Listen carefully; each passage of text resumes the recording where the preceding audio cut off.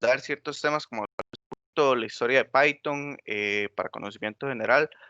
Eso quiero pues abordarlo bastante rápido con el fin de no hacerlo tan teórico la charla y más bien ver un poquito de cosas prácticas que pueden ser más interesantes. Entonces, bueno, dame un segundo. Pues acá, ahora sí. Bueno, dentro de la historia de Python, básicamente se remonta a entre los 80s y 90s, cuando Guido Van Rossum, que trabajaba en el Instituto Nacional de Investigación para Matemáticas y Ciencias Computacionales, estuvo trabajando en un proyecto con un lenguaje de programación eh, llamado ABC, el cual por ahí se deriva Python. Este lenguaje se caracterizaba por ser muy fácil de usar, eh, fácil de aprender, muy interactivo, pero el desempeño del hardware o la potencia computacional en aquellos tiempos no permitía pues que ese lenguaje de programación trascendiera.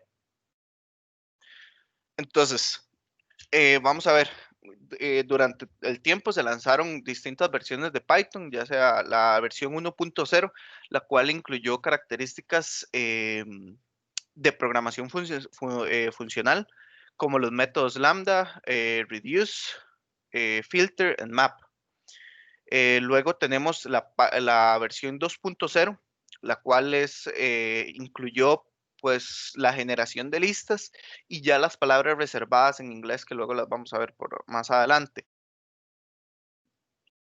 Ya luego de la versión 2.0 se lanzó la 3, la cual fue básicamente para rectificar ciertas fallas fundamentales del lenguaje. Entonces es ahí donde s-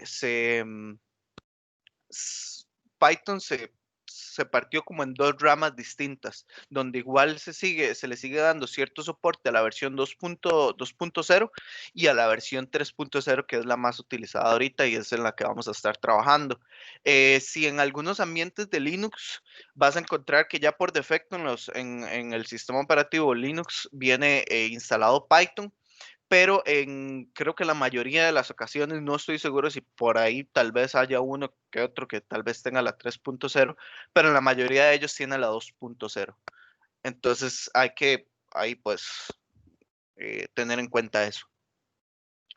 Ok, luego como información general, básicamente Python es un lenguaje de alto nivel, interpretado, interactivo y orientado a objetos. Básicamente es diseñado para ser altamente legible y utiliza palabras reservadas en inglés cuando en otros lenguajes se utilizan signos de puntuación. Un ejemplo sencillo a esto es cuando vamos a hacer un condicional, por ejemplo, con un if, mm, pues utilizamos el signo de admiración para hacer la negación de ese if. En cambio, en Python simplemente podríamos usar un if not, la sentencia que queremos utilizar. Luego tenemos que Python es interpretado. Eso nos indica que este lenguaje es procesado en el tiempo de corrida por un intérprete y no es necesario compilarlo antes de ejecutarlo. Luego tenemos que es un lenguaje multiparadigma, lo cual nos permite desarrollar en paradigmas como el lenguaje orientado a objetos, el funcional, la programación reactiva, la programación imperativa, todos esos. Entonces, básicamente ahorita quiero saltar a la parte práctica para ver un poquito del tema de ciertas cosas básicas a la hora de programar en Python y luego volvemos un poquito volvemos a la presentación para ver otros temas y saltar otra vez a la parte práctica. Entonces, dame un segundito. Igual, si ustedes, por ejemplo, quisieran seguir ahí ciertas cosas de las que ven el código programado, pueden ir, algo muy interesante es que Google Colab tiene ahí básicamente son documentos con código incrustado. Entonces, normalmente yo en mi computadora tengo instalado Anaconda, la cual es como un entorno de programación enfocado para ciencia de datos. Eso tiene un programa llamado Jupyter, el cual me permite realizar básicamente estos documentos los cuales consisten en puedo poner texto y incrustar código, y es muy sencillo y muy interactivo para a la hora si que lo querés exportar a PDF, querés trabajar cierto tipo de cosas y presentar el código. Pero para tener este Jupyter es necesario instalar Anaconda, pero ya Google tiene básicamente algo muy parecido. Básicamente es lo mismo. Entonces, ustedes pueden ir a, bueno, no sé si vieron, nada más tepiamos Google Colab. Vamos al primer link que tenemos por ahí y esto nos lanza acá y simplemente le damos un New Notebook y ahí se nos va a abrir una hoja. Entonces, ustedes simplemente pueden poner cualquier código de Python por ahí.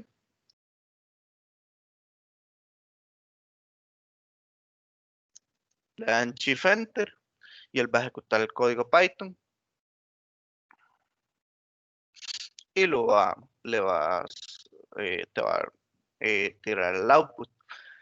Ok, para mayor facilidad, yo ya voy a preparar el material en Jupyter, entonces voy a seguir con esto. Bueno, vamos a ver, esto simplemente es cómo realizamos un print en Python. Hay ciertas características distintas, como por ejemplo, esto no es aceptado en Python 2. Si yo procedo a ejecutar esto me va a dar un error por el hecho de que no tiene los paréntesis. Entonces, esto es aceptable en Python 2, pero no en Python 3. Entonces, por acá lo podemos ver, donde ya si le colocamos los paréntesis, em, ya nos da el output correcto. Luego tenemos que en el print podemos utilizar podemos poner la coma por acá y la coma nos va a poner un espacio dentro de cada uno de los strings. Entonces, como vemos acá, no es necesario poner ningún espacio ni nada por el absoluto. Dame un segundo porque es que creo que me están contactando. Entonces, para ponerme acá. Listo, perdón. Eh, ok, luego tenemos para realizar o pedir información a los usuarios. Entonces utilizamos la palabra reservada input dentro de paréntesis, lo que le queremos solicitar al usuario, y acá lo podemos imprimir. Entonces simplemente si nosotros ejecutamos este código, nosotros le podemos poner lo que nos está solicitando el usuario, le damos enter y simplemente él nos imprime Hello Gustavo. Es bastante sencillo y bastante cómodo de usar. Luego tenemos los comentarios en Python. Nosotros podemos utilizar dos tipos de comentarios, ya sea por cada una de las líneas o comentarios en bloque.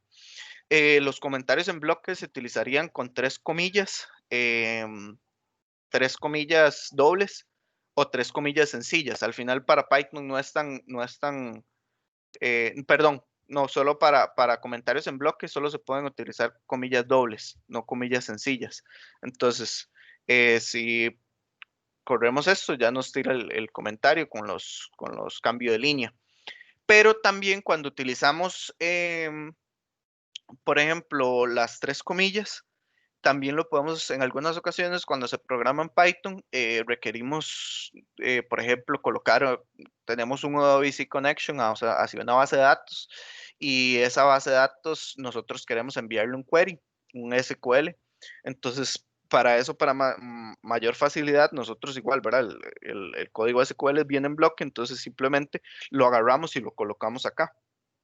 Entonces, como podemos ver acá, igual tenemos el var que nos dice que este se va a ser el valor de la variable. Hacemos un print de la variable igual y esto nos lo detecta que es como un string. Entonces, esto nos sirve, tiene dos funcionalidades. Ya lo podemos utilizar como un comentario en bloque o lo podemos utilizar como un string. Vamos a ver por acá. Entonces, igual podemos hacer un multiline statements en distintas pues statements en una sola línea de código. Eso lo utilizamos con un punto y coma. Entonces, por acá invocamos la librería mat, la cual nos trae ciertos métodos, de matemáticos para realizar los cálculos y por acá definimos la variable 1.5, donde entonces ahora definimos la variable integer y este método .floor lo que va a hacer es lanzar hacia el número entero. Entonces, si hacemos el print integer, nos va a dar 1. Y acá vemos como simplemente podemos usar en una sola línea, poner distintos statements. Ok, Con permiso, sí, Esteban, me parece que es, ¿tú crees que podrías hacer un zoom para poder ver todo un poquito más claro? ok, dame un Más segundo bien, para muchas ver. gracias. Ahora sí. Igual, ahora sí me confirman si ahora sí logran ver bien. Sí, perfecto, ahora se ve mucho mejor. Ok, listo. Cualquier cosa, igual creo que se me olvidó mencionarles anteriormente. Si tienen alguna duda o una cosa así, simplemente me la hacen saber y yo con gusto se las atiendo. Entonces, ahorita estoy igual yendo un poco rápido en esta área por el hecho de que son, bueno, por las bases de Python y me gustaría más bien entrar un poquito más en el área de un algoritmo de Machine Learning. Entonces, bueno, vamos a ver cómo nos va. Nosotros tenemos igual multiline statements, donde, por ejemplo, tenemos una variable y hacemos la suma de 1 más, bueno, perdón, la multiplicación de 5 por 3 más 1 y hacemos un print de la variable. Eso nos va a dar un 16. Si, por ejemplo, nosotros queremos seguir este statement en distintas líneas, entonces nosotros lo que realizamos es 1 más y colocamos un slash para seguir con en la línea de abajo. Entonces es bastante sencillo y vemos acá donde nos da exactamente el mismo resultado. Ok. Luego venimos con los tipos de variable. Normalmente en Python aquí coloqué las más conocidas, donde por ejemplo acá vemos, esto es un integer, un decimal, donde tenemos el valor de 500, el de 25.5, el texto, que es un string, y el booleano. El booleano. Entonces por acá tenemos el valor de la variable. Para esto tenemos que colocar, transformar la variable en string, porque estamos realizando un print, ¿verdad? Y por acá tenemos el tipo de la variable. Entonces, tenemos el value, que va a ser 500, como lo mencioné arriba. Y si vemos acá, tenemos un de clase tipo integer. Eh, Igual, por debajo tenemos 25.5 y nos indica que es de clase tipo float. Luego tenemos el string intercorp, que nos indica que la clase es string. Y tenemos el valor booleano, donde el tipo de la variable va a ser bool. Ok, vamos a ver. Igual podemos hacer múltiples asignamientos para una variable. Entonces, igual acá podemos realizar lo siguiente. I es igual a J y J es igual a K, donde K va a ser igual a 1. Entonces, si hacemos un print de esto, vamos a ver que todos adquieren el valor de 1, todas esas variables. Igualmente, si lo separamos por coma, entonces lo que vamos a hacer, le podemos en una sola línea, podemos definir todas las variables. Entonces, el valor para i va a ser igual a 0, el valor para j va a ser igual a 1 y el valor para k va a ser igual a 1. Luego realizamos el print de cada una de ellas y vemos cómo exactamente se asignan los valores correctamente. Ok, ¿alguna duda hasta el momento? Fue todo bastante claro y, pues sencillo. Ok, vamos a ver. Strings en Python. Básicamente, los strings en Python se pueden manejar como, como listas. Entonces, por ejemplo, si nosotros tenemos el texto Universidad Nacional, nosotros en el print, el text, tomamos el valor 0, vamos a tomar la primera letra del string. Entonces, como podemos ver acá, tenemos la letra U. Al indexar la posición 0, obtenemos la letra U. Si ponemos un -1, eso nos indica que vamos a obtener la última letra del string, lo cual nos hace un print de la L. Y si queremos sacar una proporción de ese string, nosotros lo que realizamos es el texto y ponemos de 0 a 11. Entonces, si contamos de acá de 0 a 11, nos va a extraer exactamente la palabra universidad. Ok. Luego tenemos acá este texto para nosotros hacer split de un string. Nosotros igual podemos definir la variable como lo hicimos arriba. Hacemos un f, s, n y hacemos un text.split de lo que es la palabra. Entonces nos va a hacer split fresa, sandía, naranja. Y nada más simplemente le hacemos un print de cada una de las variables y vemos cómo se asigna perfectamente a cada una de ellas la palabra correspondiente o la fruta en este caso. Luego podemos realizar un replace. Entonces, si nosotros tomamos la variable text, tiene asignado esto, fresa, sandía y naranja. Y entonces a la variable 2 le vamos a realizar un replace de la coma, le vamos a poner por un pipe. Entonces tenemos la fresa, sandía, naranja. Es muy, muy sencillo en realidad el hecho de trabajar con strings. Esto te va a ayudar mucho en el hecho cuando estás haciendo, estás trabajando ya con datos, en algunas ocasiones, por ejemplo, de los datos, las personas, pues, cuando recibimos datos o inputs de personas, en algunas ocasiones vienen signos de puntuación o lo que es llamado como stopwords, que son, lo podremos equivalente acá en español a las articulaciones, y todo ese manejo de texto lo tenemos que hacer con Python. Entonces, fácilmente eso es lo que la ventaja de Python, que nos permite, tenemos tantas funcionalidades para trabajar con eso, que se nos hace bastante sencillo el hecho de trabajar con toda esa data. Ok.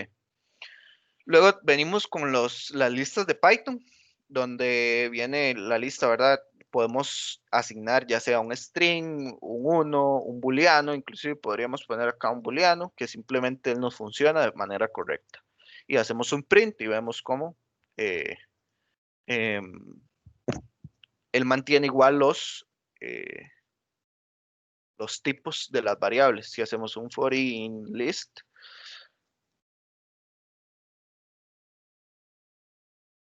y hacemos un print del type del i, vemos como él nos mantiene string, integer y un booleano. Y esta misma lista tiene distintos tipos de objetos. Para indexar, simplemente como comúnmente se hace, utilizamos colocamos los brackets y colocamos el número que queremos indexar. Luego igual como se los mostré arriba, podemos utilizar una lista y indexar a partir de la posición número 3. Entonces 0, 1, 2, creo que ya lo cambié acá. True. 0, 1, 2, 3 y simplemente inicia a partir de la posición número 3. Okay. Luego tenemos por acá los condicionales, donde tenemos le pedimos al usuario un número y si el número es igual a 9, entonces nos va a hacer un print del number is equal to 9 y un else si nos hace un print de que el número no es igual a 9. Entonces, si realizamos el print por acá, él nos solicita el número, si ponemos número 9, él nos va a decir que está bien. Y si no,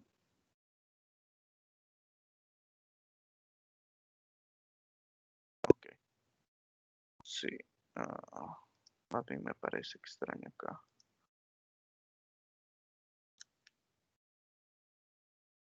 Ok, no está bien. Porque normalmente, más bien, cuando lo estaba realizando el material, sí me parece que él fallaba. Ahorita no sé si está, porque normalmente, como venía en un comentario arriba, cuando nosotros le pedimos información al usuario, esto viene como un string. La data que nosotros recibimos del usuario, en realidad va a ser un texto. Entonces, si nosotros lo igualamos a un número entero, eso nos va a dar un error. Como lo vemos acá, donde yo le pido la información al usuario, pero esto yo lo tengo que transformar a un integer. Entonces estoy parseando ese number el dato que recibo del usuario, lo tenemos que transformar a lo que estamos comparando. Entonces igual, como acá vemos, en vez de utilizar un else if, simplemente para Python es más sencillo y la palabra es más, es una contracción, entonces utilizamos el if. Vamos a ver. Entonces, si ejecutamos esto, nosotros nos vamos y le damos 10. Esto significa que solo nos va a caer en este print. Él no necesariamente va a caer, ¿verdad? No va a preguntar ahí, simplemente nos va a hacer print de la primera sentencia. Ok. Luego tenemos los loops en Python, donde tenemos una lista. Esta lista son 5 números enteros. Y si podemos hacer acá print de cada uno de esos valores, donde utilizamos 1, 10, 20, 100 y 1000, ¿verdad? Igual todos esos números son de tipo integer. Si realizamos el type por acá, igual vemos que todos los tipos son integer. Normalmente esto es un ciclo infinito. Si yo no le pusiera un break, él va a permanecer ahí y el programa se encicla. Eh, Esto es lo que los sistemas operativos normalmente utilizan, este tipo de bucle, donde es un while true hasta que se apague la computadora. Entonces, si por ejemplo por acá vemos, eh, realizamos un print del counter, y entonces este es 0 y va aumentando, lo vamos a ir aumentando por cada una de las iteraciones y hasta que llegue a 10 le vamos a hacer un break. Si yo no pongo ese break, el ciclo va a continuar y nunca va a terminar.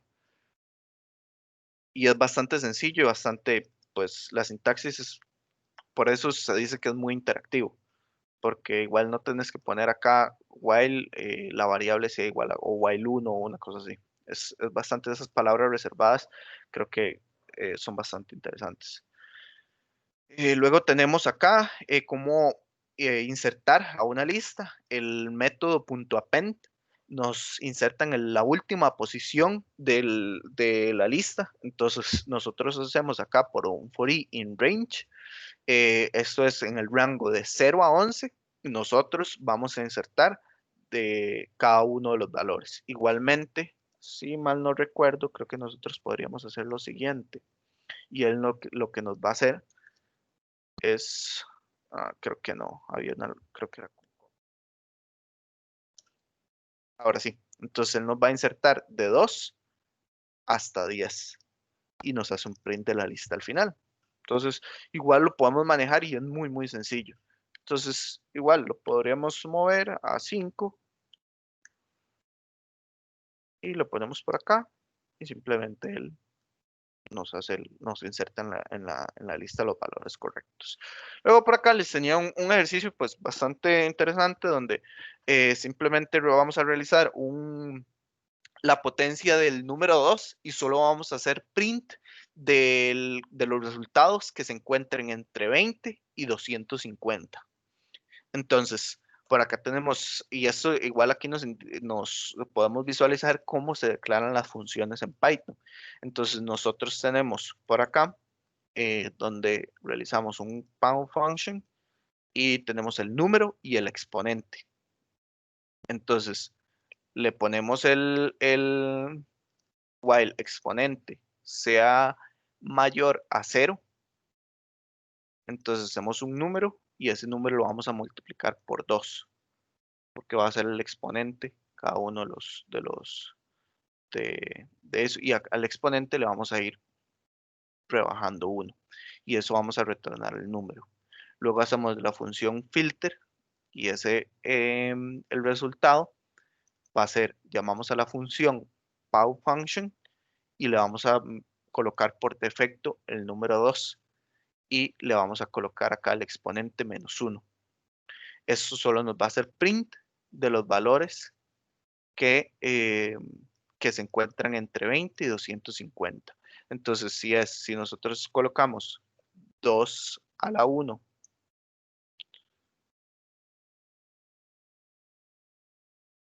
2 a la 1, 2 a la 2,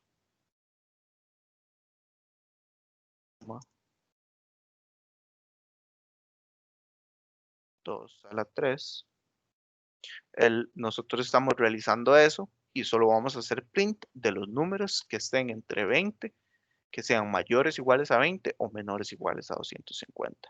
Y acá, por ejemplo, aquí yo le puedo poner que el exponente me lo haga de 1 hasta 100 y acá podemos ver como él simplemente nos va a hacer print de 32, 64 y 128. Entonces, por acá vemos dónde funciona el programa correctamente. Igual nosotros lo que podríamos hacer para acá no colocarle lo podríamos hacer 2 igual a 2, creo que es por acá. No, creo que es, nosotros lo tendríamos que definir por defecto. Oh, qué raro. Creo que había una manera.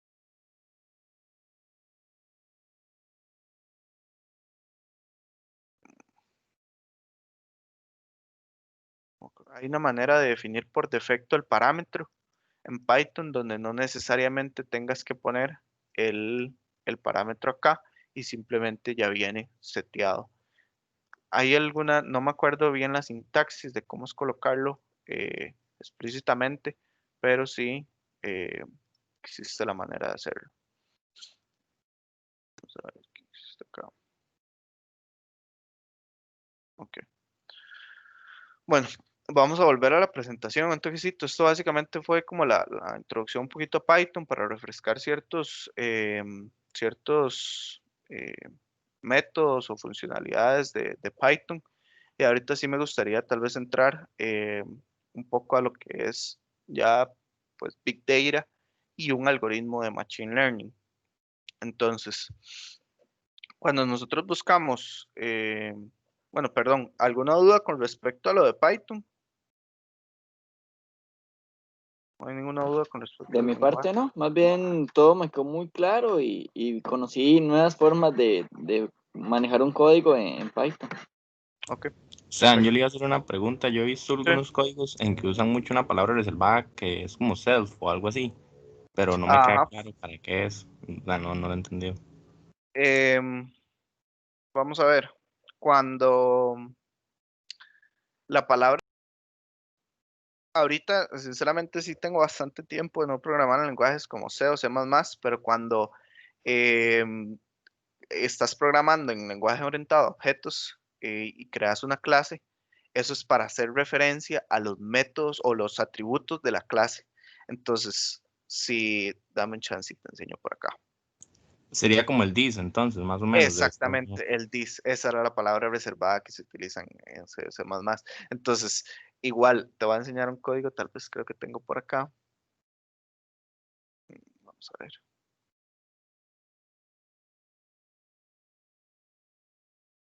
Dame un segundo y te enseño por acá.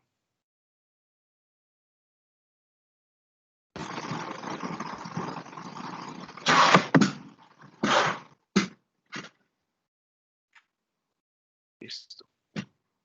Entonces, hay una manera, luego ahorita te voy a mencionar sobre una estructura de datos que existe en Python y R que se llama un data frame. Ese data frame, nosotros igual podemos, existe propiamente la estructura de datos donde tomas una sola línea para definir esa estructura de datos pero nosotros podemos crear una clase para qué? Para mayor encapsulamiento y todos los beneficios que nos da la programación orientada a objetos. Entonces, igual como ves acá, nosotros los atributos de esa clase los llamamos con la palabra reservada self.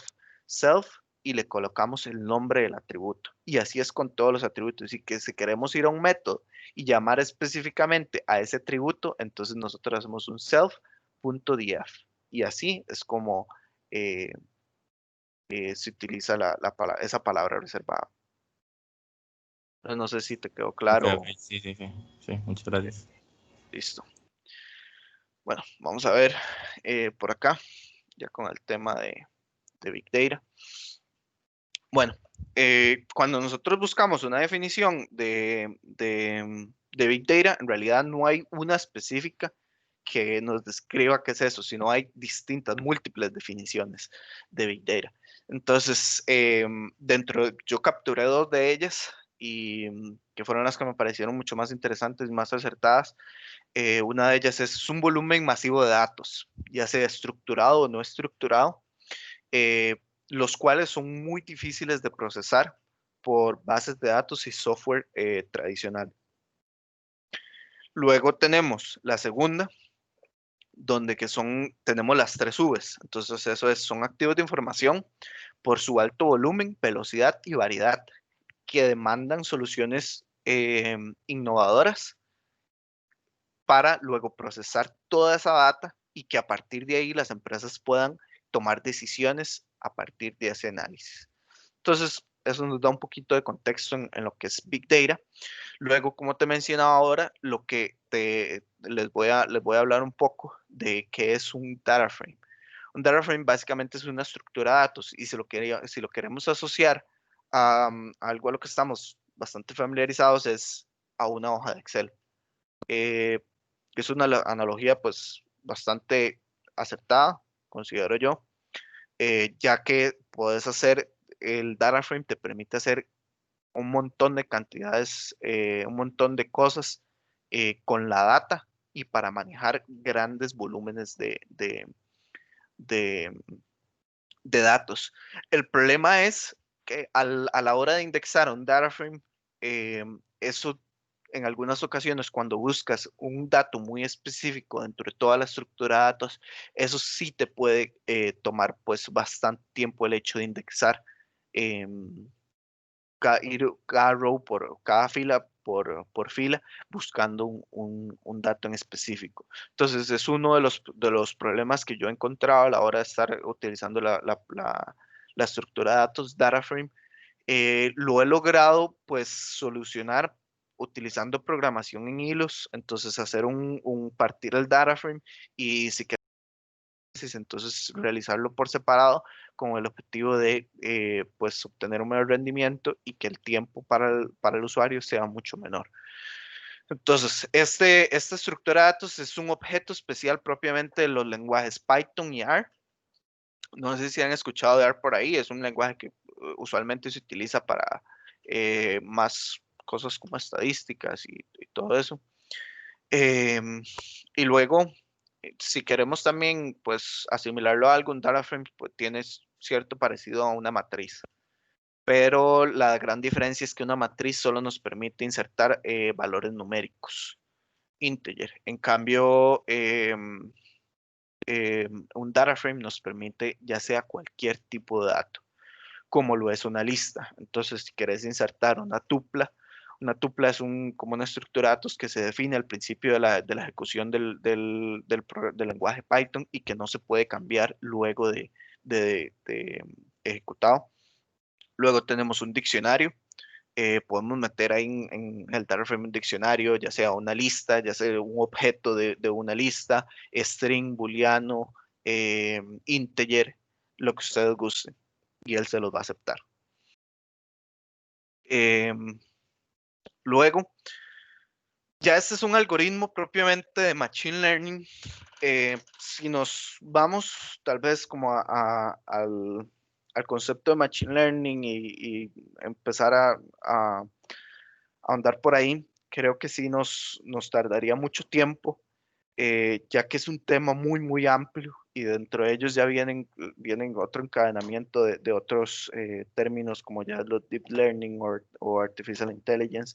Entonces, básicamente este es un algoritmo muy sencillo de utilizar o el cual te permite como iniciar tal vez como en el mundo de machine learning. Entonces, básicamente en Machine Learning existen distintos, como, dame un segundo, un toquecito. Existen distintos tipos de aprendizaje. Entonces, está el lenguaje el aprendizaje supervisado, el no supervisado y el reinforcement learning. Entonces, básicamente el supervisado es que nosotros le proveemos esos datos al algoritmo para que él aprenda. Nosotros le damos ese training o ese entrenamiento para que el algoritmo aprenda y él sepa qué es lo que tiene que hacer cuando le entran nuevos datos. Luego tenemos el no supervisado, que es ya donde montamos toda una, se podría decir como una estructura donde el algoritmo eh, se encuentra aprendiendo por sí solo cuando recibe nuevos datos y se entrena por sí mismo. Luego tenemos lo que es reinforcement learning. No estoy muy empapado sobre este tema, pero sí he visto que se utiliza mucho, por ejemplo, tal vez en juegos o donde, digamos, estás por cada, si tomamos tal vez como un jugador o de un juego, él empieza a tomar una ruta y entonces si él, em- digamos, toma la ruta correcta, eso le da un punto al algoritmo para hacerle saber que está yendo por la ruta correcta. Entonces estás jugando y haces o logras pasar a cierto nivel o una cosa así, eso le permite al algoritmo aprender de que lo que está realizando está bien. Y si hace algo incorrecto, eso le indica al algoritmo que está yendo por la ruta equivocada. Y así es como el algoritmo empieza a aprender por sí solo. Eh, es algo bastante interesante, pero son temas muy, muy amplios. Y el problema de Machine Learning es como el poder computacional, que esto requiere mucho, mucho poder computacional a nivel igual de procesador y todo este tipo de aspectos, pero para eso tal vez surgieron otro tipo de cosas como lo es igual Deep Learning, que igual requiere mucho, mucho poder computacional, pero bueno, son otros temas y me gustaría tal vez como abordarlos un poco más, pero creo que por temas de tiempo se complica un poco. Em, Luego, para ya si nos centramos en el algoritmo KNN, em, bueno, esto es un algoritmo de lenguaje no supervisado y básicamente un término por el que estamos ahorita bastante familiarizados es por el término burbuja, por la situación actual. Entonces, ¿qué es lo que hace este KN Neighbor? Básicamente es una burbuja, en pocas palabras. Y si lo utilizamos si utilizamos ya el lenguaje propiamente de eso, sería un clustering. Entonces, él empieza, o lo podríamos mencionar o lo podríamos enfocar de esta manera, sería él empieza, hace un gráfica todos los datos y empieza a agrupar los datos por ciertas características, por similitudes en ciertas, perdón, características de los datos. Entonces, en el ejercicio ahorita que les traigo, lo vamos a ver cómo él empieza a agrupar y, y hace el clustering de cada uno de los datos que existen en el gráfico. Entonces, vamos a ver. Luego tenemos por acá que es el algoritmo KNN, es lo que le mencionaba poco a poco en la diapositiva anterior, donde clasifica el punto de interés basado en la mayoría de datos que lo rodean. Entonces, saca como su centroide y a partir de ahí empieza a agrupar con respecto a las características de los datos. Como les mencionaba anteriormente, es supervisado. Esto quiere decir que nosotros le tenemos que proveer los datos de entrenamiento y luego tenemos que es basado en instancia. Esto nos quiere decir que nosotros vamos a tener un dataset el cual nosotros tenemos el resultado o cuál va a ser el resultado correcto de esa predicción que va a realizar el algoritmo. Entonces nosotros le damos esos resultados, lo entrenamos y él con respecto a eso va a poder predecir cuando le proveemos todos esos datos para training, él cuando viene un nuevo dato lo logra predecir. Entonces, luego pros y contras, tenemos bastante sencillo de implementar, pero como contra, utiliza mucho recurso de procesamiento y tiende a funcionar para datasets bastante pequeños. Entonces, por lo tanto, yo siento que es un algoritmo pues, bastante sencillo de usar, de implementar y de tal vez entrar en el mundo de Machine Learning. Entonces, bueno, dicho esto, vamos a ver un poquito ya los ejercicios o el ejercicio de Machine Learning. Primero que todo, lo que me gustaría es mencionarles o explicarles un poco y ver cierto código de cómo funciona en DataFrame para luego entrar propiamente en el algoritmo. De este algoritmo básicamente les traigo alrededor como de 13 ejercicios. Entonces que lo podamos ver. Uno de ellos es como uno de ellos es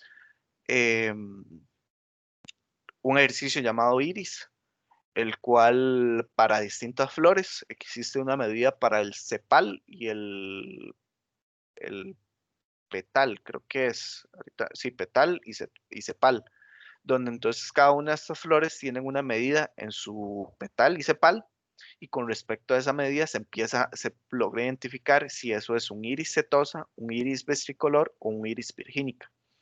Entonces vamos a tener un row o una fila donde vienen todos los datos específicos de esa flor, y eso nos indica, ok, eso es una iris, eso es una setosa o es una virgínica. Luego tenemos un ejercicio bastante interesante que es sobre básicamente el Titanic con respecto a los datos de cada uno de los pasajeros que iban en el Titanic, cuánto pagó el pasajero por el boleto, en cuál clase estaba y todo eso, y con eso logramos definir o logramos predecir si el pasajero sobrevivió o no. Entonces, básicamente eso es lo que nos va a predecir el algoritmo. Luego tenemos otro donde básicamente son le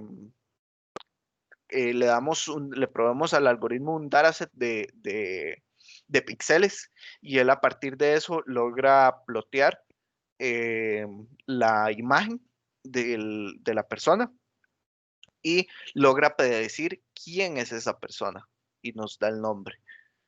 Entonces, igualmente, nosotros le damos los píxeles y en una columna adicional viene cuál es el nombre. Nosotros lo entrenamos con ese Rodeira, y él cuando le ponemos un dataset, un nuevo, eh, le insertamos un nuevo tipo de los datos, él nos va a predecir cuál es ese personaje. Entonces, ok. Para importar la librería Pandas, utilizamos, Pandas es la que nos va a permitir utilizar la estructura de datos DataFrame. Entonces, utilizamos import pandas as PD.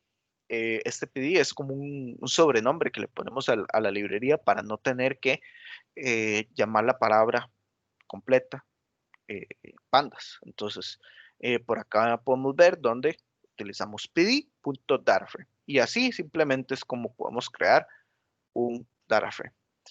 En esta ocasión lo estamos creando nosotros mismos. Entonces, este es así es como se define. Nosotros creamos el df, utilizamos llaves y ponemos peso. Este es el peso de cada uno de ellos. Esta es la edad de cada uno de ellos. Y tenemos el licenciado, bachillerato, doctor o maestría. Máster. Esto lo corremos y luego, si nosotros queremos hacer un print del dataframe, simplemente podemos, nosotros le asignamos este dataframe a o sea, en esta estructura de datos, o sea, en esta variable llamada df se encuentra esta estructura de datos. O sea, por eso les menciono que es muy, muy sencillo, porque en una variable puedes asignar, ya sea que el dataframe tenga 5.000 o 24.000 rows, lo puedes asignar a una variable y es súper sencillo. Como es acá, si yo nada más ejecuto esto, él nos hace un print del dataframe. Normalmente lo utilizo así, se le puede hacer un print, pero el aspecto no es tan, no sé, me parece que es más bonito de esta manera, colocarlo solo la palabra EDF y nos separa ahí las columnas y todo eso, entonces es más, un poquito más visual. Luego tenemos acá la información de ese dataframe. Entonces, si nosotros utilizamos la variable df y le ponemos .info, eso nos va a dar toda la información de ese dataframe. Entonces, tenemos el número de columna, que va a ser el 0, el 1 y el 2. El nombre de la columna, que va a ser peso, edad y nivel.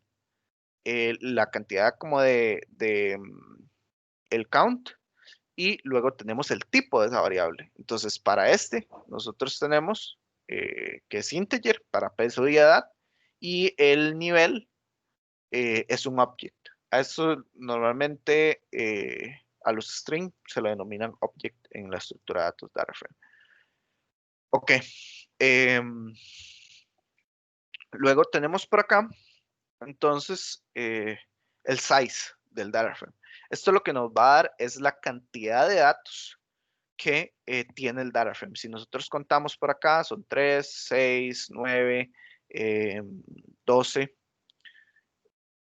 15 y 18. Entonces por acá vemos el df, el size es 18 datos. Si nosotros queremos saber el shape de ese data frame, simplemente tenemos que invocar el método shape y esto nos da, son 3 columnas por 6 rows. 1, 2, 3, 4, 5, 6. Normalmente Python siempre va a iniciar en cero por el hecho de que o su país de origen, bueno, el área de origen el continente es Europa. Y normalmente en Europa todo se inicia desde cero. Entonces, por eso es que no se inicia específicamente desde uno. Ok, ¿alguna duda hasta el momento? Creo que todo claro. Yo hasta el momento voy bien. Ok, perfecto. Vamos a ver. Pregunta José Porras que si para, supongo que es inteligencia artificial, Python es la mejor opción. Vieras que actualmente existen distintas herramientas que, que nos permiten esto. O sea, ahorita lo que es Google le da el respaldo a Python y lo que es una librería específicamente por ejemplo, de Machine Learning, Deep Learning, el- el- la librería llamada TensorFlow se encuentra para Python. Entonces, básicamente son distintos lenguajes. No podríamos, Python es uno de los principales o que tiene mucha fuerza en el área de Artificial Intelligence, pero no es el único. Podríamos decir tal vez como Python, R. Normalmente esta librería de TensorFlow creo que fue desarrollada como en C o C, sí, exactamente, pero la librería existe en Python. Entonces, eso por el lado de lenguajes, pero ahora en el momento existen muchas herramientas como por ejemplo Nime o Data Robot, las cuales te permiten de una manera muy visual y sin tener que programar realizar este tipo de algoritmos, inclusive este que te mencionaba Data Robot, vos le pones el dataset y él te hace absolutamente todo. Te hace el data management, te maneja todo el texto y él te va a dar por cada uno de los algoritmos que existen de Machine Learning, te va a dar un porcentaje, cuál es el que mejor se utiliza, cuál es el más acertado, perdón. Entonces, eso lo vamos a ver ahora, cuál es el porcentaje de predicción o cuál es la precisión global del algoritmo. Entonces, eso te lo va a dar esa herramienta Data Robot y eh, eso digamos, te funciona por el hecho de que sabes qué algoritmo puedes, eso te va a dar una guía, dar a robot te va a dar una guía y te va a algunos pues problemas que se te presenten lo puedes utilizar fácilmente, pero si quieres hacer algo mucho más robusto y algún problema más grande que tengas que hacer, creo que sí vas a tener que programar. Pero eso te puede dar una guía de cómo es qué algoritmo tengo que usar eh, para que me dé una mayor predicción. Entonces, pues sí, en realidad Python es uno de los lenguajes más fuertes para que hay mucha librería, tiene mucho soporte para lo que es data science.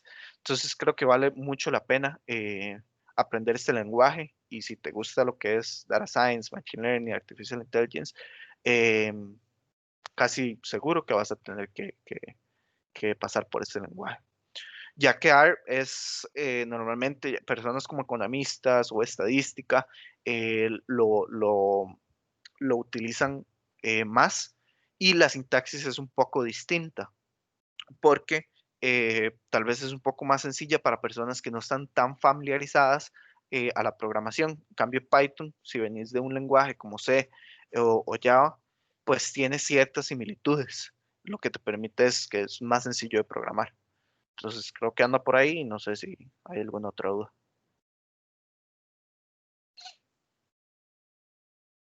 Ok, vamos a ver. Entonces, luego tenemos lo que es el print de columns. Nosotros podemos realizar las columnas del data frame y simplemente también las podemos, perdón,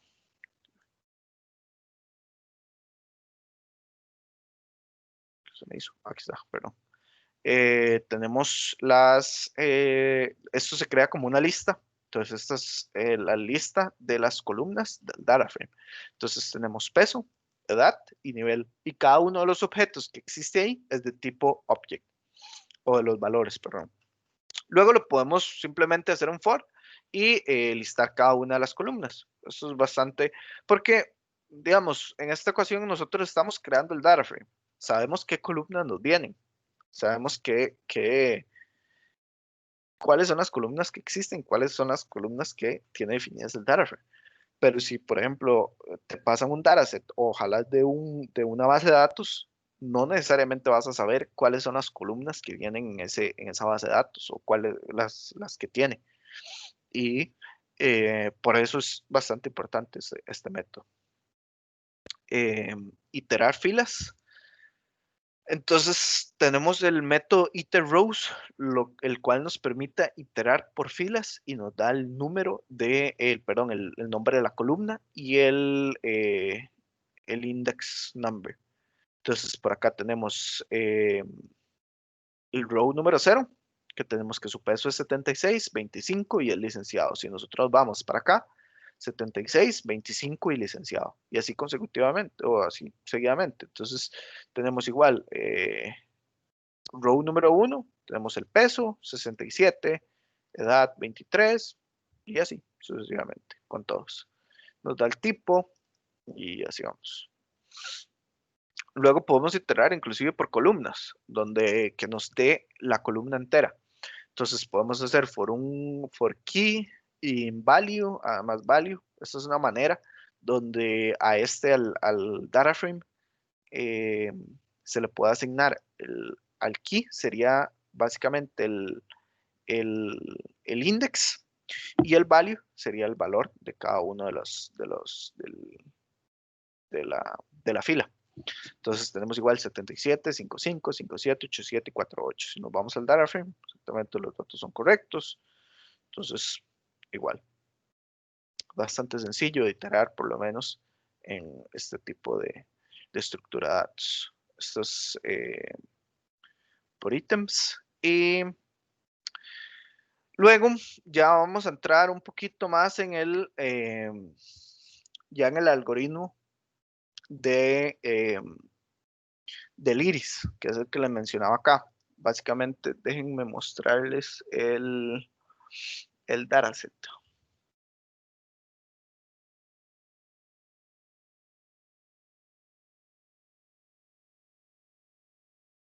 Entonces, esto es un CSV. Igual, cuando nosotros vamos a... déjenme mostrarles acá un toquecito.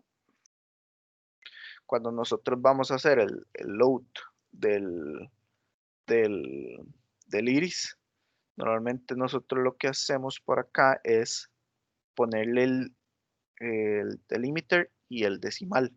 Entonces, por ejemplo, cuando nosotros vamos al dataset, vemos que esto está separado las columnas y cada uno de los rows por un punto y coma. Entonces, cada uno de las columnas las va a separar por ese delimitador. Entonces, como vemos acá, estas son las medidas de la flor. Entonces, tenemos que el sepal, el largo del sepal mide 5, el ancho del sepal mide 4, el largo del petal mide 1 y el ancho del petal mide 0. Con respecto a esas medidas, se categoriza que esta flor es una setosa. Entonces, si lo vemos acá igualmente en la imagen, vemos acá que tenemos bueno, aquí vemos, este es el sepal y este es el petal. Entonces, si suponemos que esto era, ¿qué era una, qué, perdón? Setosa. Entonces, si nos vamos a la setosa, entonces esto debería tener unas medidas muy parecidas a las que vienen acá para poder clasificarla como setosa. Entonces, este básicamente es el dataset, algo bastante sencillo, bastante fácil de entender, y donde simplemente pues por acá lo que vamos a ver es importamos estas librerías, no quiero que se enfoquen mucho en esto porque tal vez se pueden confundir un poco. Yo aquí lo que hago es que bajo ya esto, específicamente esta librería sklearn, que es la que se utiliza para este tipo de algoritmos como el KNN, ya trae incorporado dentro de su librería el dataset load iris. Entonces, como lo ves acá, yo simplemente lo importo. Yo acá lo tengo físicamente en mi computadora y por lo mismo es que yo aquí lo estoy importando. Pero en esta ocasión, como ya lo trae incorporado y para nada más hacer el ploteo de la data, eh, nada más lo llamo de allá. Entonces, no quiero que presten mucha atención a este código. Simplemente es si nosotros graficamos todos esos datos, estos específicamente son cada uno de los datos. Entonces, lo vemos por acá, las que tienen un poquito más acercadas o valores mayores a 5, entonces los vemos un poquito por acá y así, ¿verdad? Entonces, si nosotros lo graficamos, así es como se ven los datos. Vemos una mayor concentración por acá, pero si nosotros luego procedemos a hacer el clustering de esta data, digamos, si ustedes, nosotros antes de ver el otro gráfico, podríamos decir, ok, me parece que por aquí hay un clúster, ¿verdad? Eso es pues un ejercicio como un poco visual. Por acá hay como un clúster y yo podría decir que tal vez así como por acá hay otro, no sé. Entonces, veamos a ver qué nos dice el algoritmo. Entonces, si nosotros utilizamos este algoritmo, ya él nos clasifica cuáles son los clusters. Entonces, vemos que por acá hay 3 clusters y donde el rojo es el primer clúster y luego tenemos los verdes y aquí los azules, que el color no me favorece mucho porque los puntitos son azules, pero vemos que él empieza a hacer ese clustering, a clasificar los datos. Y así es como el algoritmo básicamente funciona.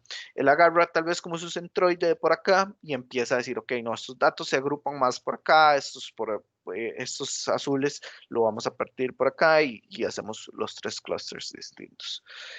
No necesariamente siempre que pueden haber más, ¿verdad? Esto es porque tenemos 3 categorías, pero no necesariamente siempre van a ser 3 clusters, puede ser muchos más.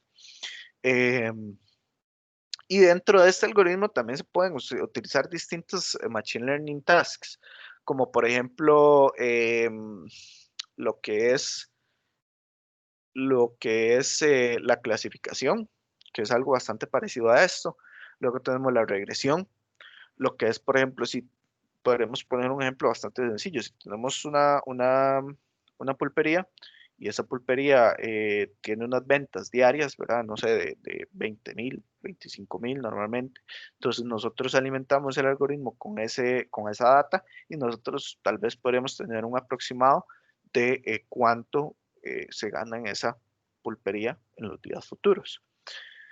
Eso es regresión propiamente. Luego tenemos el clustering, que igual es algo, es esto prácticamente.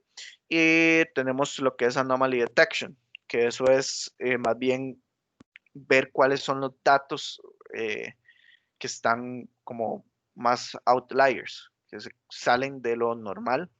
Y entonces también esos son ciertos de los machine learning tasks que se le puede dar. Y alguno de estos los contiene este algoritmo.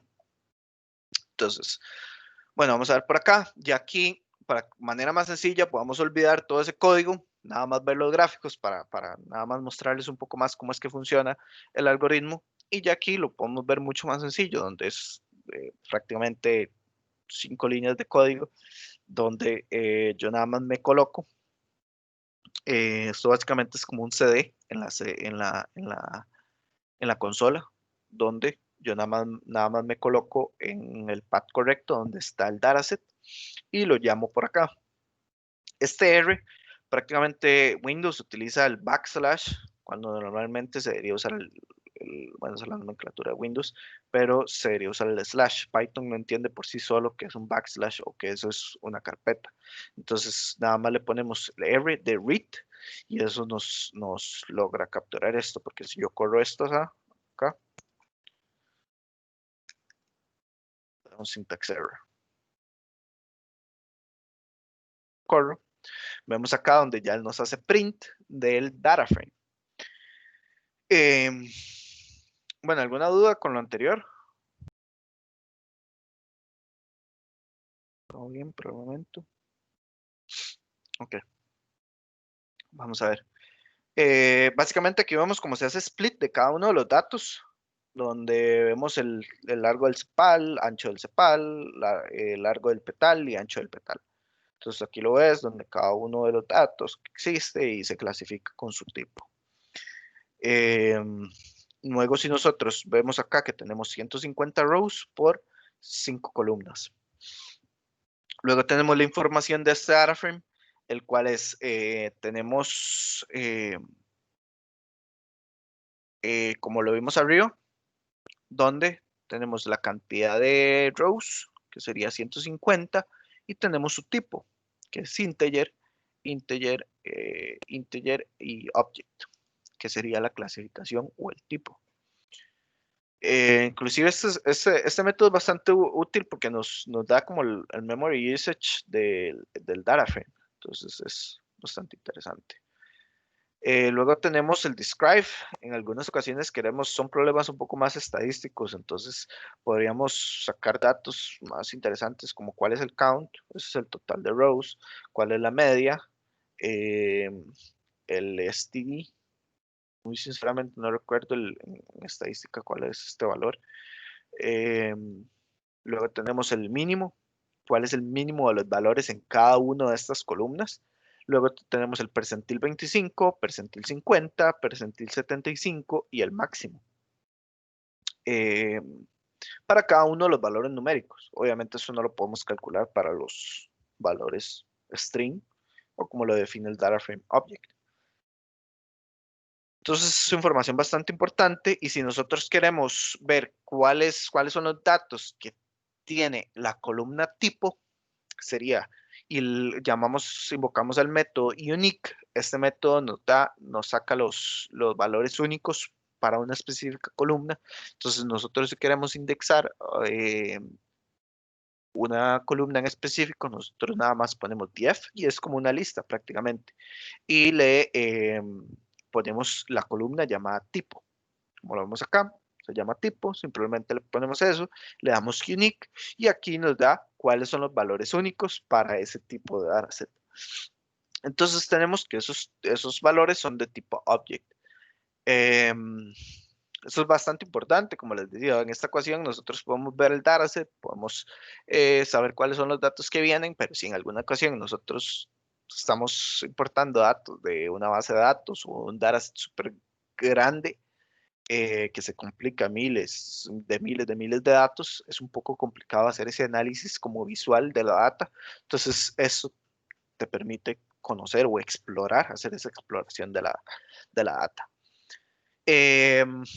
Luego tenemos este bloque de código, el cual consiste en, si nosotros, por ejemplo, lo que vamos a hacer para empezar o preparar la data para el algoritmo, nosotros tenemos que colocar, en vez de object, que sería como un string, nosotros tenemos que decirle, setosa, nosotros lo podríamos ver así, si nosotros decimos, empezamos a analizar el problema, nosotros diríamos, esto es como una clasificación, estamos clasificando.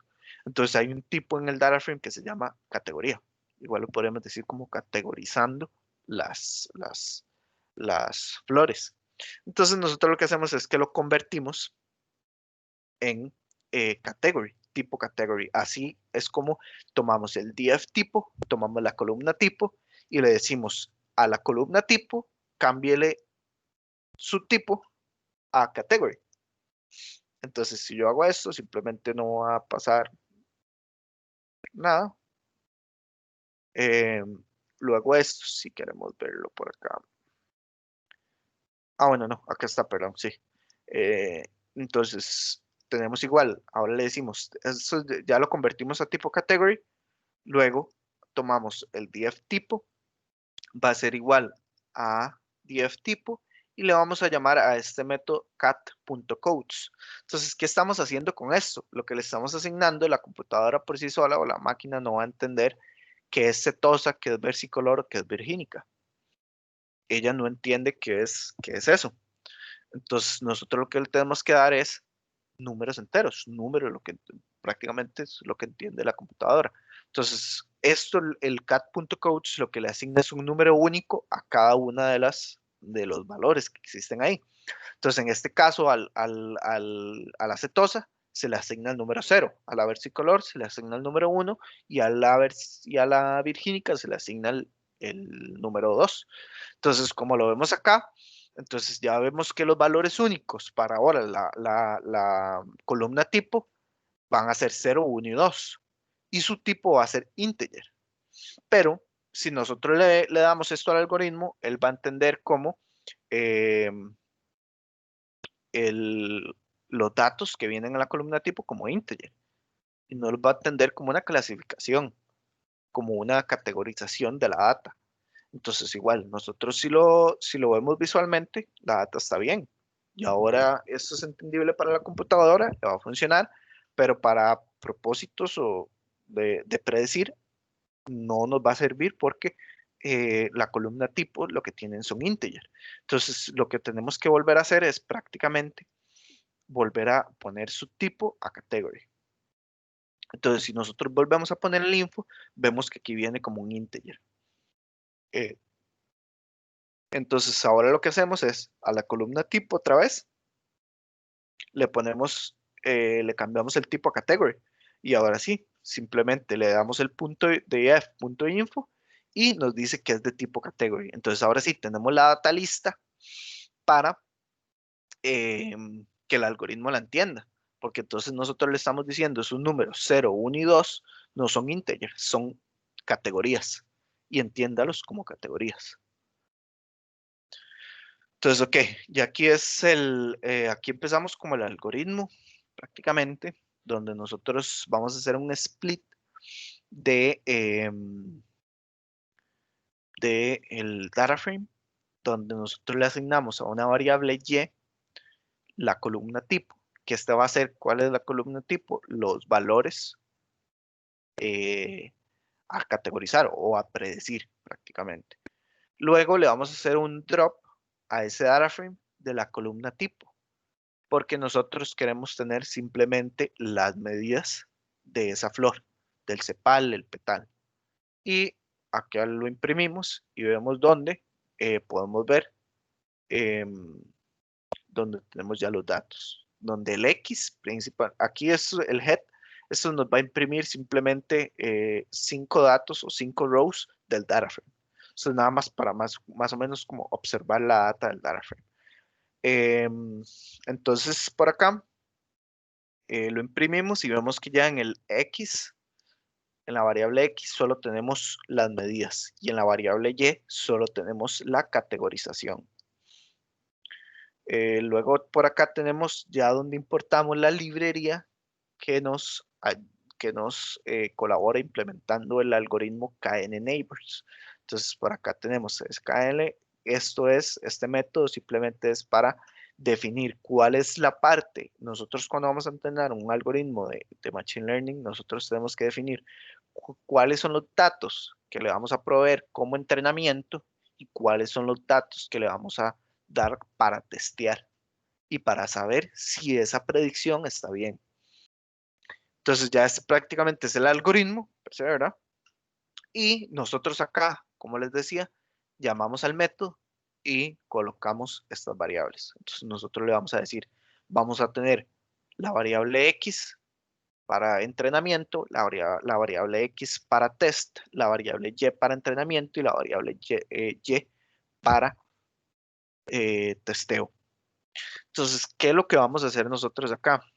Vamos a decir, hago un split de ese data frame y nosotros queremos hacer un split de los dos, del X y el Y. ¿Esto qué significa? Que nosotros vamos a partir el X, el que tiene solo las medidas, lo vamos a partir y el que tiene la Y también lo vamos a partir. Pero nosotros le damos el porcentaje. Entonces nosotros le decimos, el porcentaje que usted va a tomar de ese dataset para entrenamiento va a ser de un 40%, de un 0.4. Entonces, él lo que va a hacer es toma el data frame entero de X, que son las medidas, y va a tomar un 40% de ese data frame y lo toma para su entrenamiento. Igualmente con el Y, va a tomar las categorías setosa, virgínica y cepal, va a tomar el 40% de esa columna propiamente y la va a tomar eh, para su entrenamiento. Luego tenemos la instancia KNN, que acá es donde hace la magia el algoritmo, donde entonces toma sus vecinos, sus n vecinos, va a ser 30. Entonces, como les decía, él toma como un centroide, un centro, ¿verdad? Y él, ¿qué es lo que va a hacer? Empieza a mirar hacia sus 30 vecinos más cercanos. Entonces él llega y toma, ok, estos 30 vecinos, analizo los datos, se parecen, sí o no, empiezo a delimitar las zonas para hacer mi clustering. Luego acá tenemos la instancia KNN, ya esto es como para hacer el fit del algoritmo. Normalmente, si nosotros quisiéramos ver eso de Machine Learning, prácticamente lo podremos hacer por medio de gráficos. ¿Y cómo es que se hace cómo es que funciona el algoritmo? Por eso les puse los gráficos ahí arriba, porque este método fit lo que hace es que plotea los datos y empieza a delimitar. Ya eso es lo que en el de arriba, él mira, nada más le definimos cuáles van a ser el rango de acción, y acá es donde definimos, marcamos o delimitamos las zonas. Pues si hablamos de regresión, el ejemplo que les puse de la pulpería, nosotros normalmente vamos a pues graficar los datos, digamos, por ejemplo, por día, por semana. Entonces tenemos el día lunes se vendió 25,000, el día lunes 50,000, día miércoles 10,000. Entonces podemos imaginarnos una línea que va eh, marcando sus datos. Ese fit propiamente es eso, lo que hacemos nosotros. Entonces, nosotros ahí, para eso sirve lo de eh, ver si el gráfico es al cuadrado o cuántos, digamos, exponentes vamos a utilizar. Si, por ejemplo, hacemos n a la 4, entonces la gráfica o la línea va a ser mucho más ondeada y se va a intentar acomodar a los datos que vienen graficados en ese, eh, para ese algoritmo. Entonces, bueno, em, luego tenemos las predicciones en testing son, ya aquí es a donde realizamos la predicción, donde entonces nosotros le damos para training, va a ser G-train y X-train. Para testeo, entonces nosotros tenemos X-test y Y-test. Entonces nosotros, ¿qué es lo que le vamos a dar? Nosotros tenemos las medidas. Le vamos a dar las medidas para que él logre predecir cuáles van a ser esas categorizaciones. Y por acá tenemos la predicción de testing. Nosotros para Machine Learning no podemos decir que la predicción siempre va a ser 100. Más bien si obtenés, hay un término que se llama overfitting, entonces puede ser que más bien estés sobreentrenando el algoritmo y más bien esa data no te va a servir. Entonces nosotros pues, siempre vamos a tener como un grado de incertidumbre ahí, donde en realidad testing de un 0.80 es bastante buena. Entonces, por acá vemos ya las predicciones de testing. Entonces, vemos que lo que logra predecir el algoritmo son estos datos, todos estos datos. Él nos dice, esto es lo que yo logré predecir. Estas son las categorizaciones por cada una de los rows. Estas son mis predicciones. Y nosotros lo comparamos con la precisión en el testing. Y él nos dice, esto es un 80% correcto. Puede haber un 20% de esos datos que está incorrecto. En realidad no se sabe y no podríamos asumir que ese 20% está totalmente mal, sino que puede estar correcto o no puede estar correcto. Entonces por acá, si nosotros vemos, igual volvemos a predecir y tomamos a esta predicción. Bueno, aquí lo guardo en un Excel, esta predicción, y lo que hacemos un print del X-test. Entonces, si aquí lo asignamos, él nos dice que esto, si nos vamos para arriba, entonces esto sería una versicolor. Entonces, él asume, nos logra asumir que con respecto a estas medidas, esto es una versicolor. Luego, entonces para esto tenemos 90 rows y 5 columnas. Esta es nuestra data de predicción. Entonces, quitándole el 40% de training, nos quedaron 90 rows. Luego, si nosotros entonces le damos al algoritmo, ya una vez entrenado, nosotros le decimos, mira, yo quiero saber cuáles son las medidas de de ese, de esa flor. Entonces, si nosotros volvemos al dataset y nosotros nos vamos a Iris y vemos estas medidas de 5, 4, 1, 0, nosotros vamos a ver que tenemos 5, 4, 1, 0 y él no la debería clasificar como setosa. Y efectivamente, setosa es el número de 0. Entonces, así es como el primer algoritmo, cómo funciona y cómo logramos predecir con respecto a las medidas de una flor cuál es su tipo.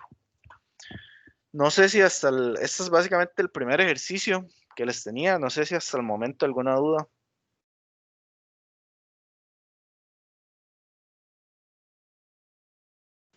Bueno, de momento por el chat parece que no. Ok, perfecto. Entonces vamos a ver. Tenemos el ejercicio de el Titanic que les había mencionado. Entonces igual yo tengo el dataset físicamente en mi computadora. Hacemos el os.chdir. Básicamente nos colocamos en el directorio correcto y hacemos el read del CSV, donde ese CSV se llama titanic.csv. Como lo vimos en el ejercicio anterior, el delimitador era un punto y coma. En este caso va a ser una coma. Y nosotros sí, bueno, déjenme mostrarles el dataset para que se les haga un poquito más sencillo entender.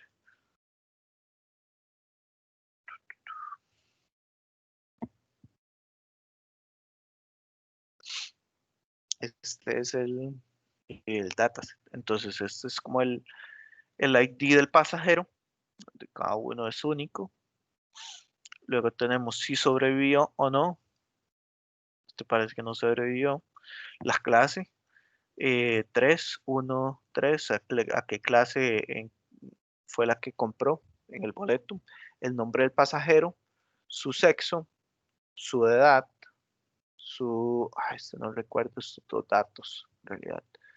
Luego tenemos el número de etiquete, el costo del boleto y la cabina.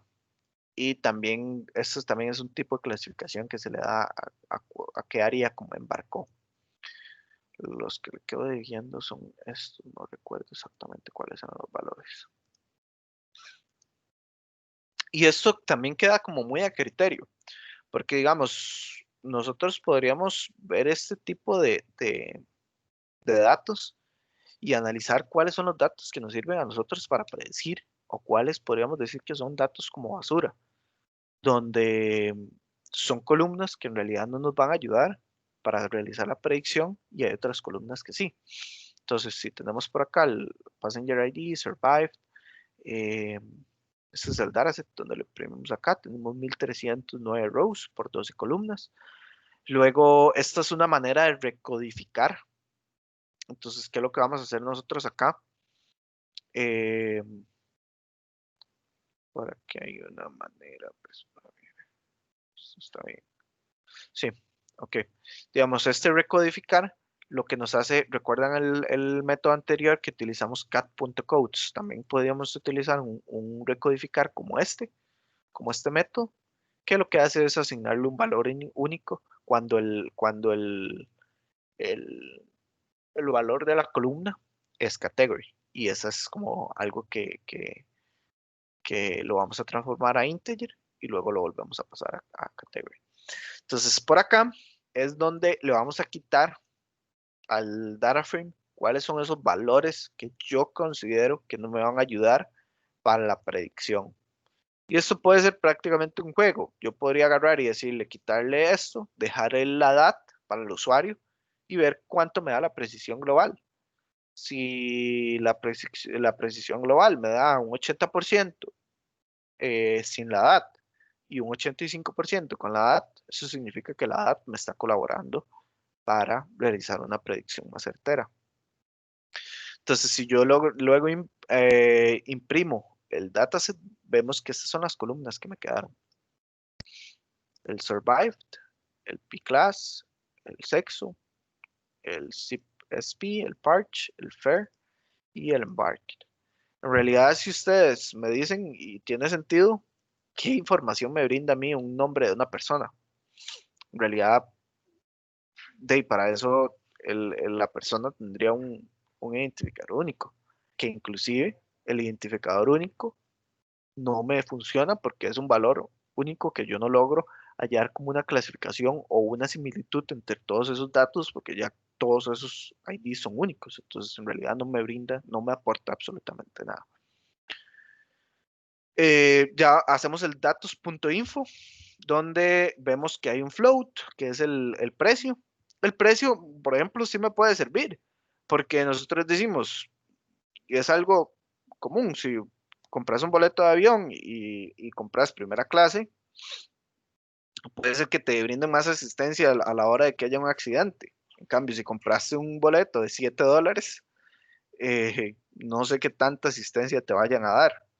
Entonces, creo que es algo que me podría favorecer eh, a la hora de realizar la predicción.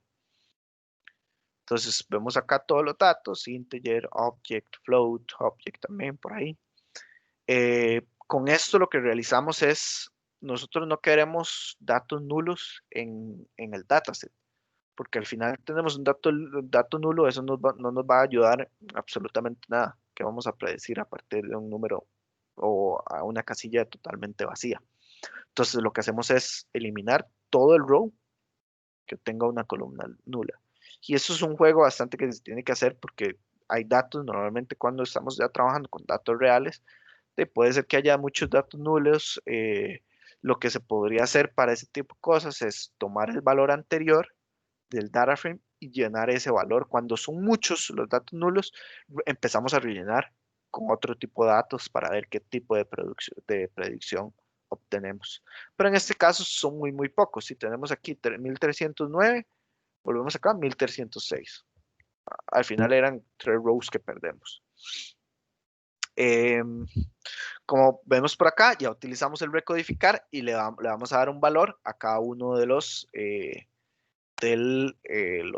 géneros. Entonces, si es hombre o es mujer, le asignamos cada uno de los valores correspondientes.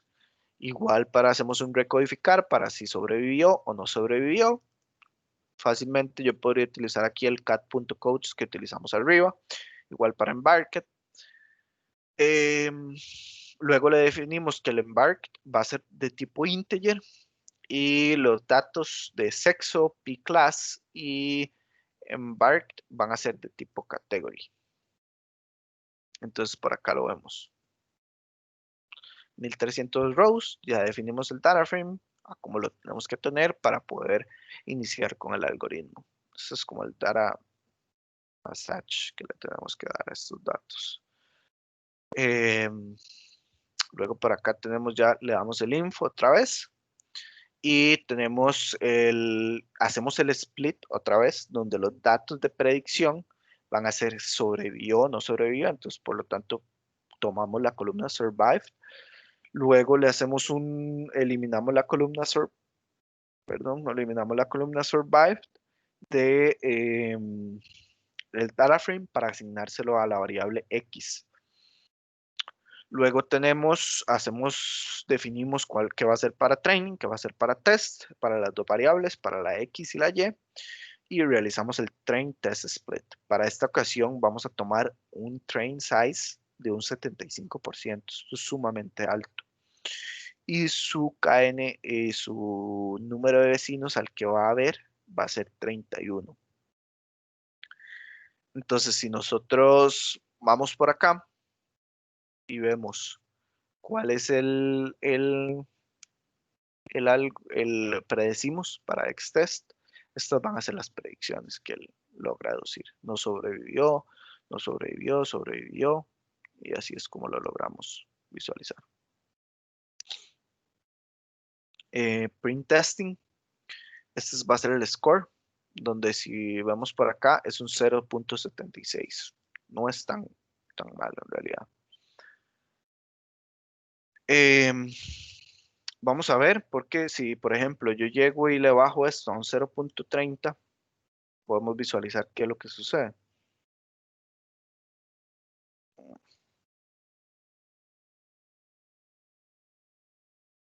Carrier survived.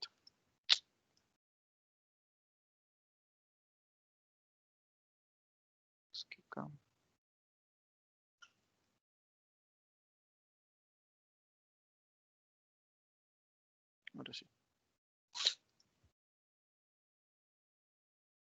Entonces lo tenemos por acá, la cantidad de datos es mayor, porque la predicción, como pusimos menos, pero vamos a ver que obtuvimos un 0.70. Eso significa que en realidad pues sí cambió, pero no tanto. Entonces para las predicciones, si nosotros realizamos lo mismo, le damos un predict, a cada uno podríamos hacerle un print a este xtest.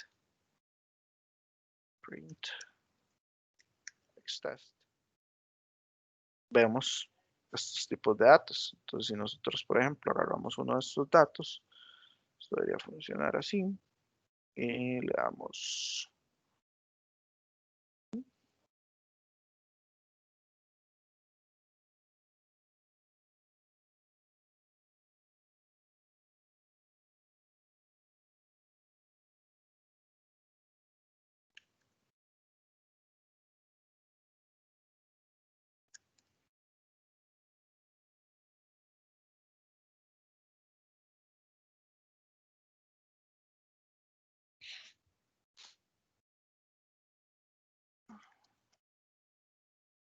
entonces, si lo ponemos por acá.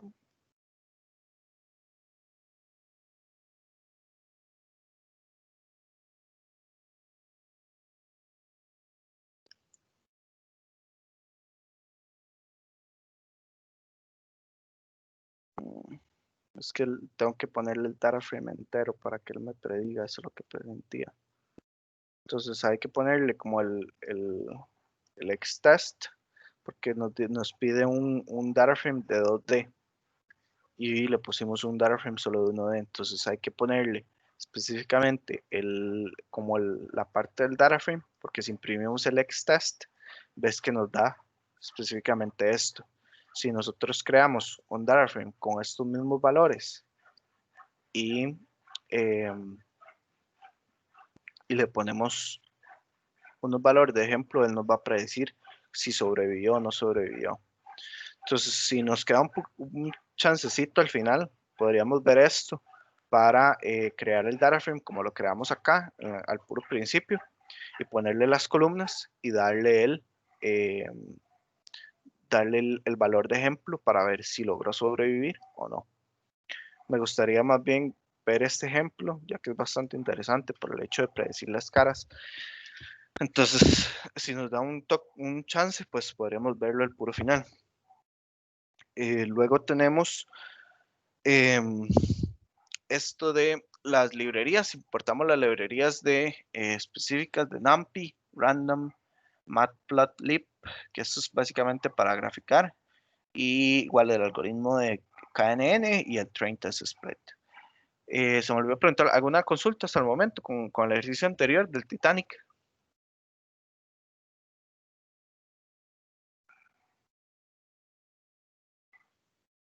En el chat no hay nada por acá.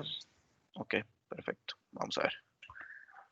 Entonces, igual nos colocamos en el directorio correcto y colocamos las 8 caras famosas. Déjenme enseñarles el dataset.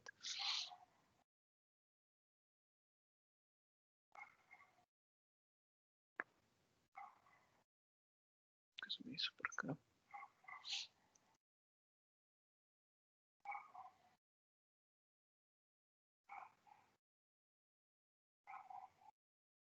Este sí es bastante complicado de leer porque acá vemos que esos son los píxeles de cada una de las imágenes. Entonces este sí es más pues complicado de visualizar. Vemos acá como tiene alrededor de 2353 rows. Entonces, si nos devolvemos, ya hacemos 1176 por 2915. Vamos a ver. extraño aquí. Ok. Este es el shape del data frame. Y si nosotros utilizamos este método que básicamente es para hacer graficar la imagen, actualizamos acá. Entonces vemos que este es Arial Sharon, donde vemos ya la imagen a partir de cada uno de los píxeles del data frame, logramos visualizar por acá la imagen de la persona. Si nosotros queremos graficar o hacer print de cada una de distintas imágenes, podemos tomar random cada uno de los ciertos valores del data frame y por acá vemos donde tenemos a George Bush, Hugo Chávez. Igual George Bush nos sale por distintos lados y como podemos ver, no es una sola imagen o una única imagen para un solo personaje, sino como por ejemplo tenemos distintos como ángulos aquí en este aspecto de George Bush. Entonces tenemos y tenemos este. Igual para, como podemos ver, esta de Ariel Sharon no es la misma que esta. Entonces esto nos permite tomar distintas perspectivas desde de la persona para lograr obtener una mejor predicción. Básicamente utilizamos el mismo algoritmo y como vemos acá, utilizamos igual un alto porcentaje para training del dataset. Realizamos lo mismo, hacemos el split de la data y del data frame, perdón, para nada más los datos a predecir van a ser los nombres. Entonces, si utilizamos instancia KNN, fit, xtrain y gtrain. Y las predicciones son, estas van a ser nuestras predicciones.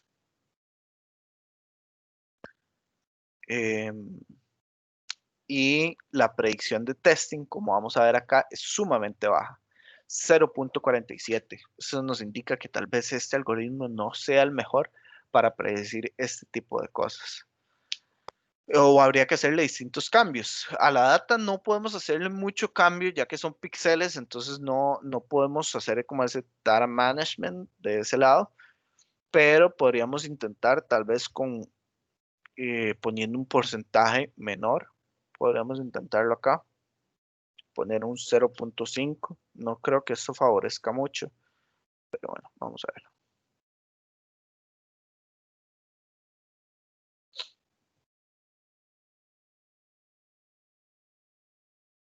Y lo corremos acá. Y nos da la predicción. Y si corremos esto, nos dice que la predicción es de 0.52. Bueno, inclusive mejoró un poco más.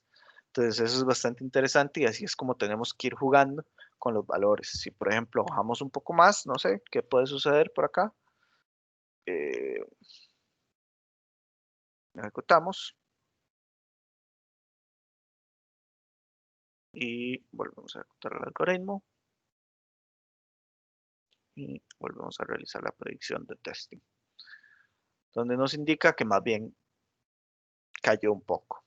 Entonces eso nos quiere decir cuál era el valor que teníamos antes, creo que 0.40 o 0.50. Entonces indica que un 0.50 para training nos puede favorecer un poco. Entonces si nosotros venimos y realizamos la matriz de confusión, la matriz de confusión básicamente lo que nos ayuda es para saber cuántos aciertos tuvimos y cuántos aciertos no. Entonces si nosotros vemos por acá, y por eso vimos acá a la hora de hacer print de las imágenes, vemos que nos salieron alrededor de, si vemos a Colin Powell, nos salió solo una, pero si vemos a George Bush, nos salieron 3.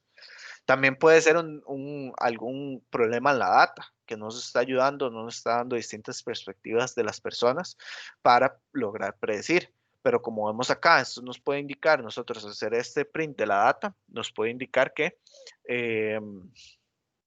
hay más perspectivas o hay más imágenes de George Bush.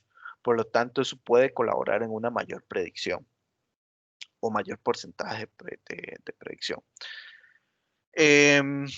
Entonces, por acá, si nosotros vemos, hacemos el match de George Bush contra George Bush, él acertó 85 veces. Por acá vemos que 0 va a estar categorizado como con un color morado bastante oscuro, y si hay un acierto bastante alto, vamos a tener un color amarillo. Igual como por ejemplo, acá vemos entonces George Bush 21 fueron malinterpretadas o fueron mal predecidas, eh, como Tony Blair. Acá como 11, como Hugo Chávez 10, como Heather 14 y así. Por ejemplo, Hugo Chávez no pegó absolutamente ninguna. O sea, por eso hay también un porcentaje de testing bastante malo. Luego vemos que Colin Powell sí logró acertar bastantes. Por ejemplo, si vemos acá, él acertó correctamente 20, pero categorizó mal, como por ejemplo Ariel Sharon, creyó que era Ariel Sharon y en realidad no. Eh, se predijo mal. Aquí Tony Blair solo acertó 3. Entonces, básicamente eso es lo que nos ayuda como eh, la matriz de confusión para entender un poco más. Y básicamente yo creo que eso es lo que tenía para hoy, para la charla específicamente. Entonces, no sé si ya existe alguna duda, algo más que les gustaría saber o...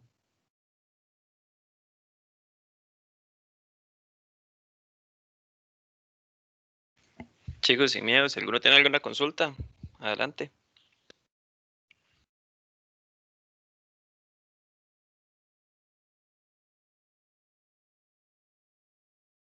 O sea, una pregunta. Ujú. ¿Cómo existe alguna función para hacer que en el data frame no se repitan como líneas?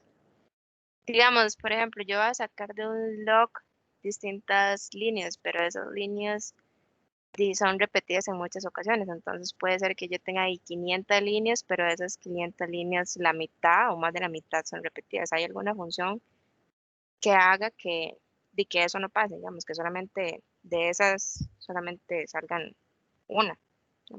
¿Sí me Mm, entienden? La pregunta. sí, digamos, para efectos de como el algoritmo de predicción, eso no sería tan útil, porque más bien estás Ujú. buscando como más datos con el objetivo o del mismo para lograr predecir. Entonces, por ejemplo, si él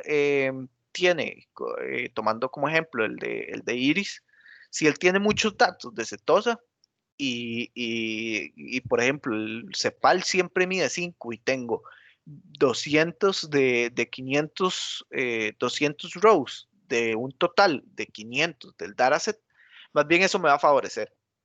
Me va a favorecer por el hecho de que el algoritmo logra aprender más porque hay más datos sobre esa característica específica.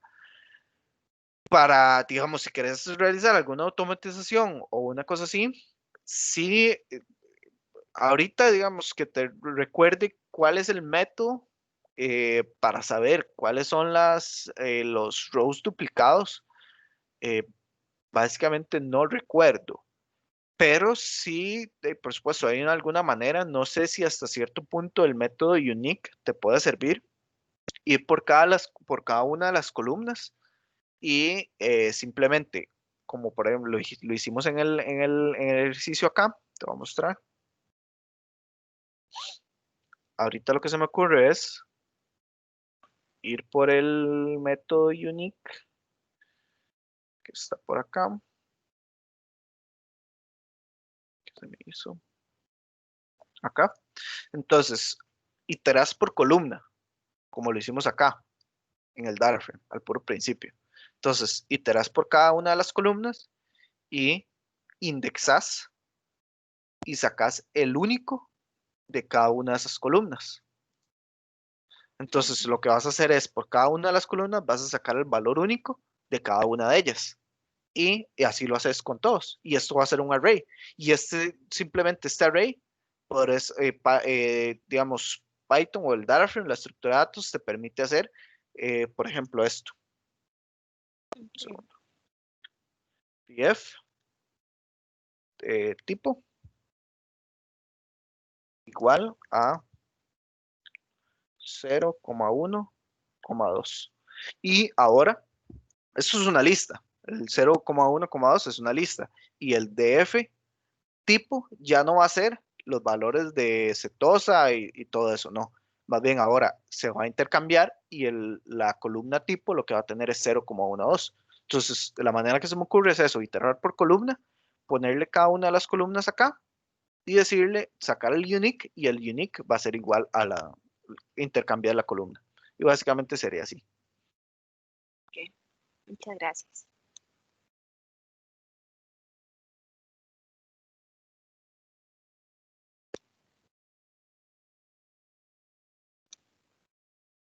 No sé si alguno otro tiene alguna otra consulta. Y bueno, recordarles que llenen el formulario del feedback de la charla, por favor. No sé si hay más dudas.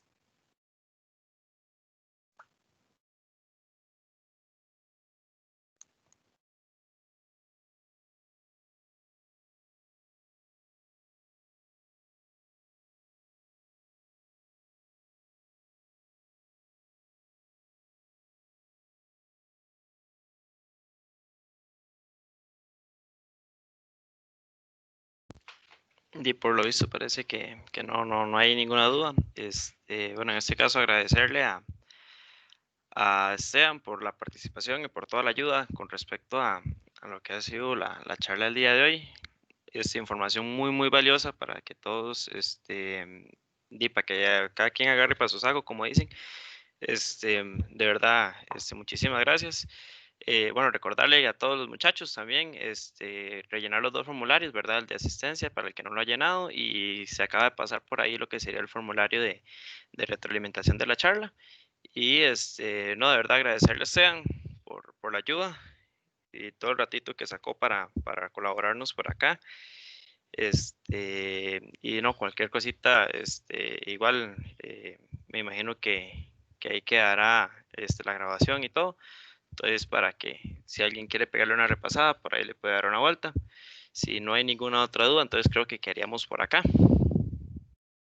Perfecto. Muchas gracias a todos. Hasta luego. Muchas gracias, Claudia. De Muchas mi parte también gracias. agradecerle mucho a Esteban por el tiempo que sacó y por brindarnos todo el conocimiento que nos ha dado el día de hoy con esta herramienta que pienso que en lo personal me va a traer muchos beneficios. Es una herramienta muy interesante, la cual quiero empezar a acostumbrarme, porque hasta el momento solo he usado Coplots y ¿cómo se llama? Y Sinjay, entonces voy a empezar a estudiarla un poquito más. Y de verdad, muchas gracias por su tiempo y su dedicación. Perfecto, con todo gusto. Hasta luego. Muchas gracias. Buen día a todos, chicos. Gracias igual.